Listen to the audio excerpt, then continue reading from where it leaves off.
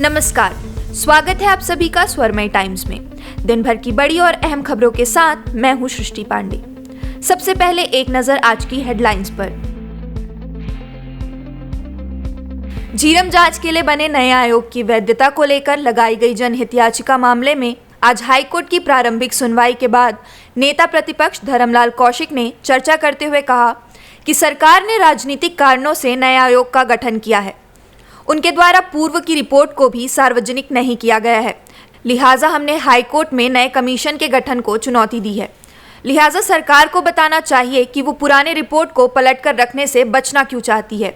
मामले में पिटिशनर नेता प्रतिपक्ष धर्मलाल कौशिक ने कहा कि सरकार झीरम मामले में अपनी जवाबदेही से बचना चाहती है। आपको बता दें कि आज इस मामले में हाईकोर्ट में प्रारंभिक सुनवाई हुई, जिसमें हाईकोर्ट ने राज्य सरकार और कमीशन को नोटिस जारी कर जवाब तलब किया। मामले में अगली सुनवाई 4 जुलाई को तय की गई है। कि जब झीरम की घटना हुई, केंद्र सरकार के द्वारा एक एनआईए का गठन किया गया और एनआईए के द्वारा जांच की गई। राज्य सरकार के द्वारा एक कमीशन जस्टिस मिश्रा जी के उसमें बनाई गई एकल, और जस्टिस मिश्रा जी के द्वारा पूरे प्रकरण की जांच की गई। जांच करने के बाद में उनका प्रतिवेदन आ गया है।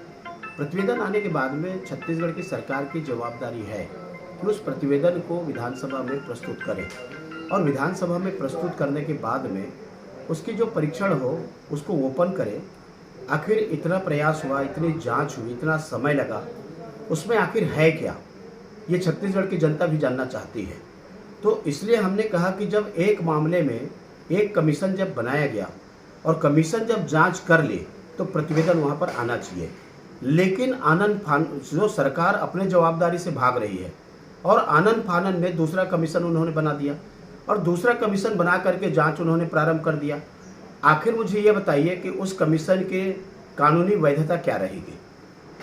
जब कमीशन कोई बनाया जाता है, प्रतिवेदन आता है, तो उस पर पूरे सरकार को गंभीरता के साथ में परीक्षण करानी चाहिए। लेकिन मुझे ऐसा लगता है कि इस जांच से छत्तीसगढ़ की सरकार घबराई हुई है, छत्तीसगढ़ की सरकार भयभीत है और उसके कारण में आनन फानन में बनाई है। इसलिए हमको कोर्ट में जाना पड़ा और कोर्ट में जाने के बाद में माननीय न्यायालय ने 4 तारीख तक जो अभी कमीशन बनाए हैं उसके इंक्वायरी को उन्होंने स्टे कर दिया है। सरकार को नोटिस जारी किए हैं, सरकार की तरफ से अब जवाब आएगी और उसके बाद फिर आगे की प्रक्रिया प्रारंभ होगी। क्या कारण है?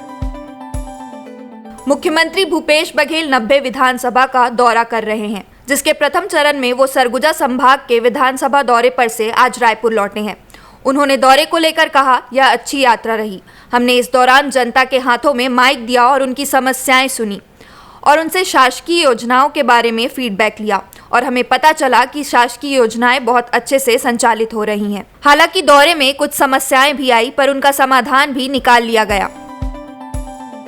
छत्तीसगढ़ के सबसे बड़े झीरम घाटी हमले की जांच को न्यायालय ने 4 जुलाई तक रोक लगा दी है।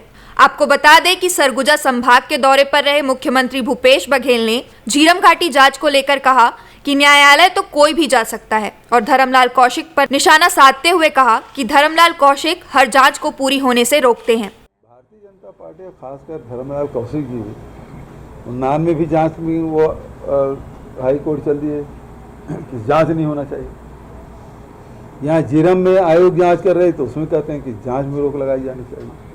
आखिर भारतीय जनता पार्टी या धर्मलाल कौशिक जी नेता प्रतिपक्ष की परेशानी क्या है, क्यों नहीं होना देना चाहते? आखिर जांच आयोग गठन तो उन्होंने उसके शासनकाल में हुआ था। एनआईए की जांच वो लोग रोकते हैं कि एनआईए जांच कर लिए, तो हमने कहा भाई हमको दे दो, हम जांच कर लेते हैं।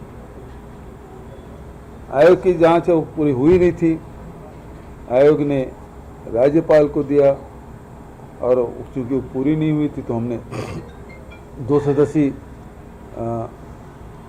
उसमें टीम गठित कर दी हाईकोर्ट के जज के, रिटायर्ड जज से। अब उसमें रोक लगाने की बात हो रही है, तो ऐसा क्या है, क्यों रोकना चाहते हैं? क्या आयोग पे विश्वास नहीं है, जजों पे विश्वास नहीं है, क्यों रोकना चाहते हैं? सवाल तो इस बात का है। कोर्ट में अपनी बात रखेंगे, स्टेफिकेट कराने की कोशिश करेंगे।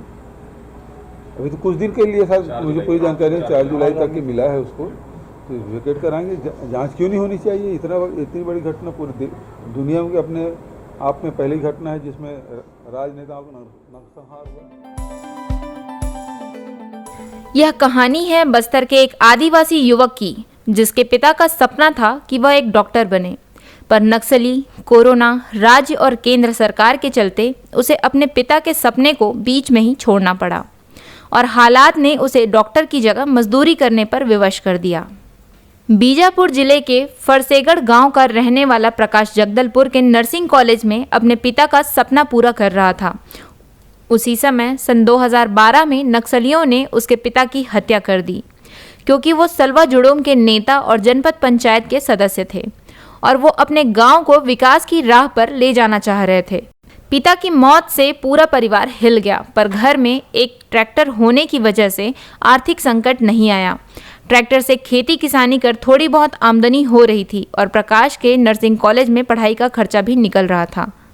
पर नक्सलियों को यह भी मंजूर नहीं था। उसके पिता की हत्या के 1 साल बाद 2013 में उन लोगों ने उस ट्रैक्टर में भी आग लगा दी, जिससे आमदनी का एकमात्र स्रोत भी उससे छिन गया और पैसों की तंगी की वजह से प्रकाश को 2013 में अंतिम सेमेस्टर में नर्सिंग की पढ़ाई छोड़नी पड़ी।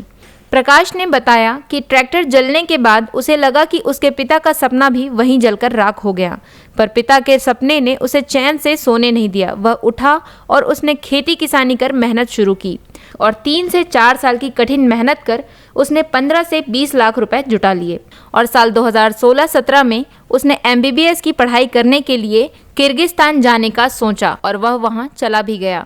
सब कुछ ठीक चल रहा था, पर कोरोना महामारी ने सब कुछ खत्म कर दिया।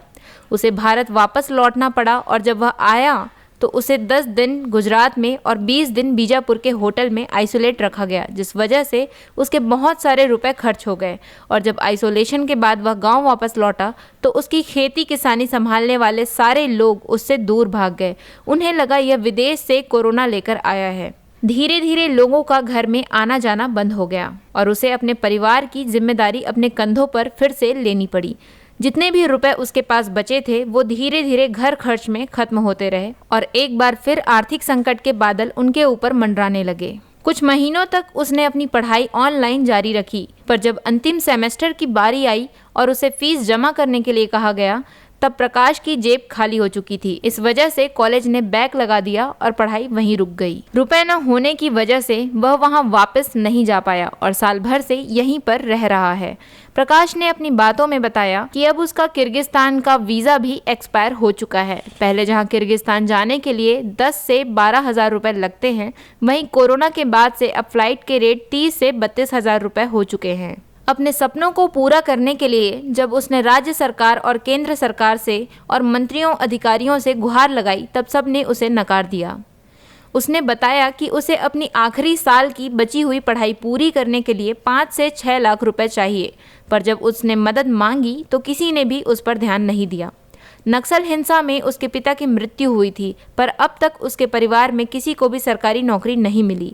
सरकार ने ऐसे आंख और कान बंद कर लिए कि प्रकाश दफ्तरों के चक्कर काट काट कर थक गया, पर सरकार ने उसकी आवाज़ नहीं सुनी। मजबूरी में परिवार को आर्थिक संकट से बचाने के लिए वह होनहार मेधावी छात्र अब गांव-गांव घूमकर मजदूरी का काम करता फिर रहा है।